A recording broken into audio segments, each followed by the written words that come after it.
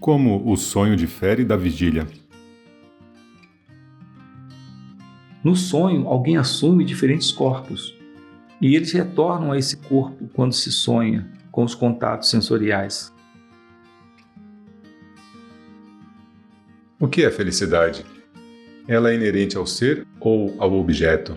Ou ao contato entre o sujeito e o objeto? Mas nós não vemos felicidade em nossos afazeres. Quando ela surge realmente? Quando há contato com um objeto desejável ou memória dele, e quando há ausência de contatos indesejáveis ou memória deles, dizemos que há felicidade. Essa felicidade é relativa, e seria melhor chamá-la de prazer. Mas os homens querem felicidade absoluta e permanente. Essa não reside em objetos, mas no absoluto, ela é paz, livre de dor e prazer. Ela é um estado neutro.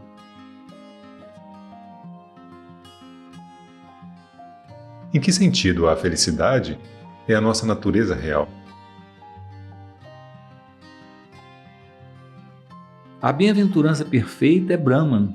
A paz perfeita é do ser. Só o ser existe e é consciente. A mesma conclusão é alcançada quando julgada metafisicamente e quando inferida por Bhakti Marga, o caminho da devoção. Nós rezamos a Deus por bem-aventurança e a recebemos por graça.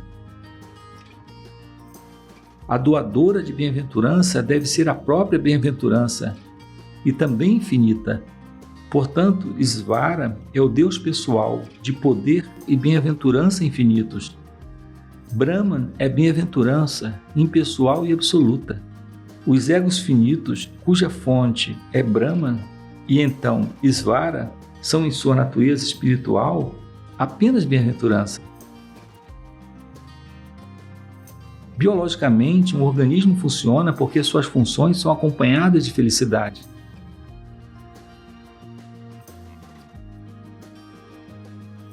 É o prazer que ajuda o nosso crescimento através de alimento, exercício, repouso e vida social. Talvez a psicologia e a metafísica do prazer sejam isso.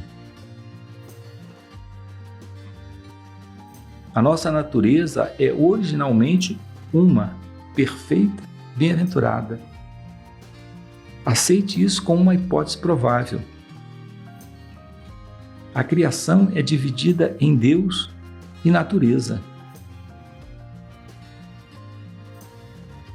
Deus tem duas partes, a essência sustentadora e os 5 elementos acrescidos da mente, do intelecto e do ego. A perfeição do ego é rompida de repente em um ponto, e uma necessidade é sentida, dando origem a um desejo de obter ou fazer algo.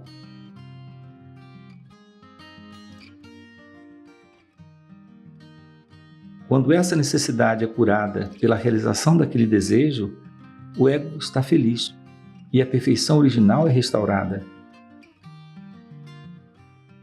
Portanto, a felicidade pode ser considerada a nossa natureza ou condição natural. Prazer e dor são relativos e se referem ao nosso estado finito. Se esse estado finito acaba e a alma se funde em Brahman, cuja natureza é paz perfeita, essa alma deixa de ter prazer relativo e temporário e desfruta de paz perfeita, de bem-aventurança. Portanto, a iluminação espiritual é bem-aventurança, é perceber o ser como a visão espiritual ilimitada. Isso é a maior rendição. Sansara, o ciclo do mundo é tristeza. Por que então Sansara é tão cheio de tristeza e maldade? Pela vontade de Deus? Por que Deus quer assim? Isso é incompreensível. Nenhum motivo pode ser atribuído àquele poder. Não se pode falar de desejo ou de alcançar um fim quando tratamos daquele ser único, infinito, onisciente e onipotente. Deus não é afetado pelas atividades que ocorrem em sua presença. assim como o Sol não é afetado pelas atividades do mundo. Não há sentido em atribuir responsabilidade e motivo ao ser único, anterior à sua manifestação em muitos.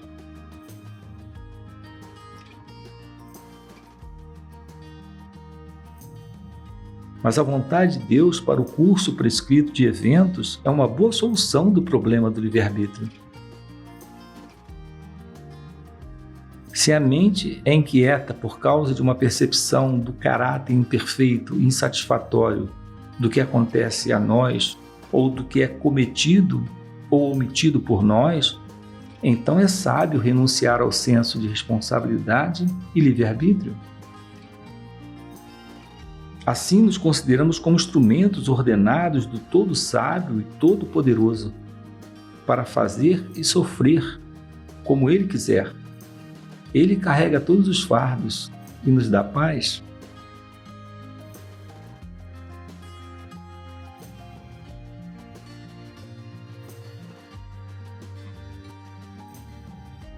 Em certa ocasião, a noite estava calma e nublada.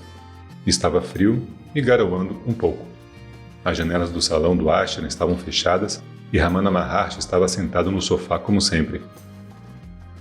Os devotos estavam sentados à sua frente e havia alguns visitantes também. Um juiz, acompanhado por 2 senhoras idosas, estava entre eles. Ele começou a discussão sobre a impermanência de todas as coisas mundanas com a seguinte pergunta: o discernimento entre realidade e irrealidade tem, em si próprio, eficácia para nos levar à realização do ser? Todos os verdadeiros buscadores expuseram e realizaram que somente o assentamento definitivo no Espírito Supremo pode nos fazer conhecê-lo e percebê-lo. Qualquer discernimento pode nos levar apenas um passo adiante, por nos tornar renunciantes, por nos incitar a descartar o aparente como transitório e a agarrar-nos somente à verdade e presença eternas. A conversa se voltou para a questão sobre se Svara Prasad, a graça divina, é necessária para a libertação, ou se os esforços honestos e extenuantes de uma pessoa para alcançá-la não podem, por si sós, levá-la àquilo de onde não há retorno, à vida e à morte. Com um sorriso inefável que iluminava o seu santo rosto e que era onipenetrante, Ramana Maharshi respondeu em tons de certeza e com um timbre da verdade. A graça divina é essencial para a realização. É ela que leva à realização de Deus. Mas essa graça é concedida apenas àquele que é um verdadeiro devoto ou um yogi que se esforça duramente e incessantemente no caminho para a liberdade. Nos livros de yoga são mencionados centros de energia no corpo, mas dizem que a alma reside no coração. É isso mesmo? Sim, é dito que a alma permanece no coração em sono profundo e no cérebro no estado de vigília. O coração não precisa ser considerado o coração físico que bombeia o sangue. Há de fato passagens que apoiam a ideia. Há outros que entendem que esse coração é um conjunto de centros nervosos por volta dessa região. Seja qual for o ponto de vista correto, não importa para nós. Nós não estamos preocupados com nada menos do que nós mesmos. E sobre isso nós temos certeza dentro de nós. Não pode haver dúvida ou discussões sobre isso. O coração é usado nos Vedas e nas Escrituras para denotar o lugar de onde surge a noção de eu. Ela surge apenas no coração físico? Ela nasce em nós, em algum lugar, bem no meio do nosso ser. O eu não tem localização, tudo é o ser, não há nada além disso. Portanto, o coração deve ser considerado todo o corpo e todo o universo, concebidos como eu. Mas para ajudar o praticante, nós temos que indicar uma parte definida do universo ou do corpo, Então esse coração é apontado como a sede do ser. Mas na verdade, nós estamos em toda parte. Nós somos tudo o que há e não há nada mais. Dizem que a graça divina é necessária para obter Samadhi. É assim mesmo? Nós somos Deus, Svara. Ver isso é a graça divina em si. Então precisamos da graça divina para obter a graça de Deus. Ramana Maharshi sorri e todos os devotos riem juntos.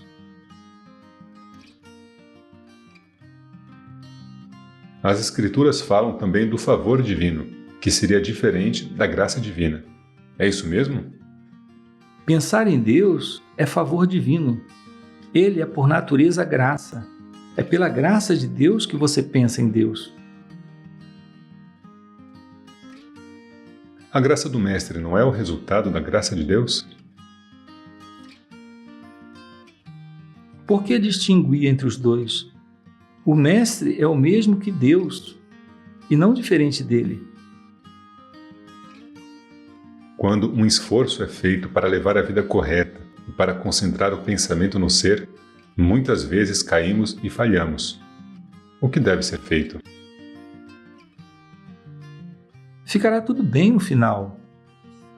Existe um impulso constante de sua determinação que o coloca de pé novamente após cada queda e colapso. Gradualmente, todos os obstáculos são superados. Tudo fica bem no fim. A determinação constante é o que é necessário.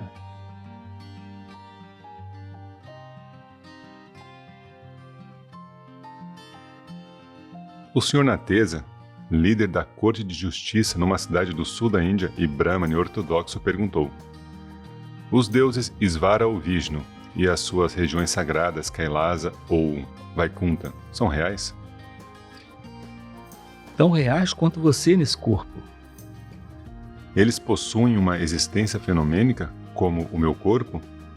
Ou são ficções como o chifre de uma lebre? Eles existem. Se é assim, eles devem estar em algum lugar. Onde eles estão?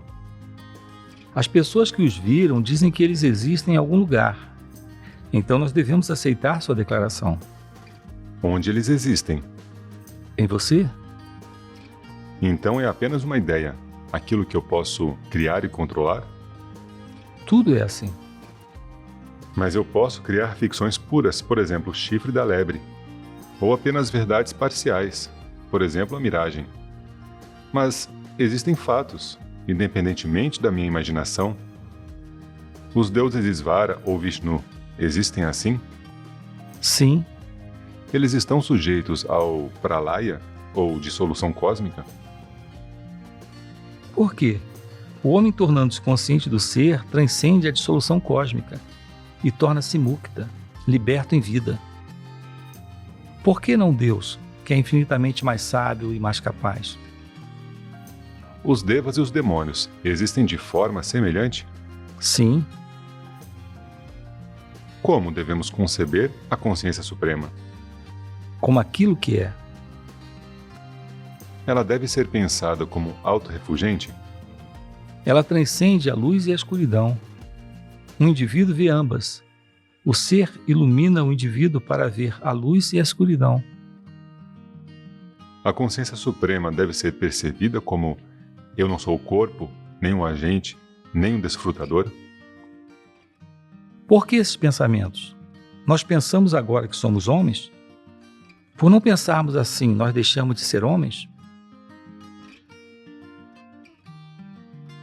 Deve-se perceber, então, pelo texto das Escrituras, que diz: não há diferenças aqui? Por que mesmo isso? Se pensarmos, eu sou o real, isso bastará? Todos os pensamentos são inconsistentes com a realização. O estado correto é excluir os pensamentos sobre nós mesmos e todos os outros pensamentos. O pensamento é uma coisa e a realização é bem outra. Não é necessário, ou pelo menos vantajoso, tornar o corpo invisível no progresso espiritual? Por que você pensa nisso? Você é o corpo? Não. Mas a espiritualidade avançada deve efetuar uma mudança no corpo. Não é assim? Qual mudança você deseja no corpo e por quê? A invisibilidade não é evidência de sabedoria avançada? Nesse caso, todos aqueles que falaram, que escreveram e que passaram suas vidas sendo vistos pelos outros devem ser considerados ignorantes. Mas os sábios Vasista e Valmiki possuíam tais poderes? Pode ter sido o destino deles desenvolver esses poderes, juntamente com sua sabedoria. Por que você almejaria o que não é essencial, mas que pode vir a ser um obstáculo para a sabedoria? O sábio, o Inani, se sente oprimido por seu corpo ser visível? Não. O hipnotizador pode tornar-se invisível de repente. Ele é, portanto, um sábio? Não. Visibilidade e invisibilidade referem-se a um observador. Quem é esse observador? Resolva isso primeiro. Outros assuntos não são importantes. Os Vedas contêm relatos conflitantes de cosmogonia. Em certa passagem, dizem que o éter é a primeira criação. Em outra passagem, é a energia vital, o prana. Outra diz ser outra coisa. Em outro relato, é a água, e assim por diante. Como essas contradições devem ser reconciliadas? Isso não prejudica a credibilidade dos Vedas? Diferentes videntes viram diferentes aspectos das verdades em momentos diferentes, cada um enfatizando uma visão. Por que você se preocupa com as suas declarações contraditórias? O objetivo essencial dos Vedas é nos ensinar a natureza do imperecível Atma e nos mostrar que somos aquilo. Eu estou satisfeito com essa parte. Então trate todo o resto como argumentos auxiliares, ou como exposições por causa dos ignorantes que procuram rastrear a gênese das coisas e assuntos. Eu sou um pecador, e não realizo sacrifícios religiosos. Eu terei renascimentos dolorosos por esse motivo? Por favor, salve-me. Por que você diz que é um pecador? A sua confiança em Deus é suficiente para salvar você dos renascimentos. Lance toda a carga sobre ele. Na escritura Tiruvashagam é dito o seguinte: embora eu seja pior do que um cachorro, você bondosamente se encarregou de me proteger. Essa ilusão de nascimento e morte é mantida por você. Além disso, eu sou a pessoa a examinar e julgar? Eu sou o Senhor aqui? Ó Deus, é para você me rodar através de corpos, por nascimentos e mortes, ou me manter fixo aos seus próprios pés.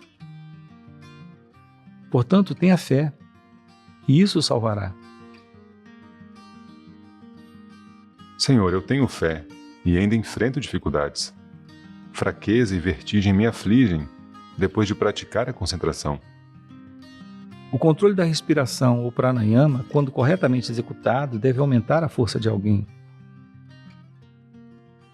Eu tenho meu trabalho e ainda quero estar em perpétuo dhyana. Eles entrarão em conflito um com o outro? Não haverá conflito. À medida que pratica os dois e desenvolve seus poderes, você poderá se dedicar a ambos. Você começará a considerar o trabalho como um sonho. O Bhagavad Gita diz: aquilo que é a noite de todos os seres, para o homem disciplinado é a hora de vigília. Quando os outros seres estão acordados, é noite para o sábio que vê. Em outra ocasião, um visitante perguntou: o que posso fazer para obter libertação, moksha? Aprenda o que é libertação. Eu devo fazer adoração, upasana para isso? Adoração é para controle mental e concentração. Eu devo fazer adoração de ídolos? Há algum mal nisso? Enquanto você pensa que você é o corpo, não há mal. Como superar o ciclo de nascimentos e mortes? Aprenda o que isso significa. Eu não devo deixar minha esposa e família? Como eles o prejudicam? Primeiro descubra quem você é. Não se deve abandonar esposa, riqueza, casa? Aprenda primeiro o que é samsara. Tudo isso é samsara? Não há homens vivendo entre eles e obtendo realização? Quais são as etapas do treinamento prático para isso? Depende das qualificações e da natureza do buscador. Eu estou fazendo adoração de ídolos. Continue com isso. Isso leva à concentração mental. Foque no único ponto. Tudo dará certo. As pessoas pensam que a liberdade está em algum lugar longínquo e deve ser procurada. Elas estão erradas. Moksha é apenas conhecer o ser dentro de você. Concentre-se e você irá alcançá-lo. A sua mente é o ciclo de nascimentos e mortes.